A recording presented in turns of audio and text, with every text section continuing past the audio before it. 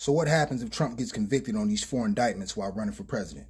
Let's start with the federal indictments, the first coming out of D.C. for the January 6 attacks on the Capitol. They're saying he excited that whole thing by claiming he was cheated out of the election, which he wasn't. The second federal indictment is out of Florida for taking classified documents from the White House to his home in Florida. They even got him on tape showing the documents off. Crazy part about all this, the Constitution doesn't say who the president can pardon. So if he is elected as president, he can actually pardon himself for all these federal crimes. Here's a plot twist though.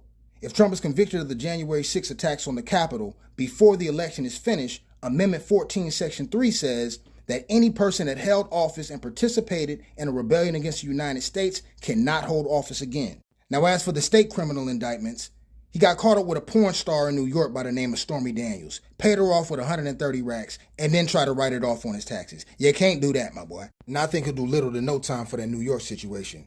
But Georgia,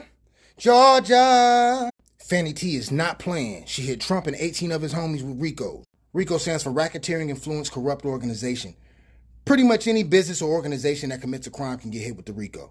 They got Trump on tape trying to convince the Georgia Secretary of State to find 11,780 votes to flip the state of Georgia. You definitely can't do that. A pardon in Georgia would come from a board after his sentence, but he can still serve as president in prison.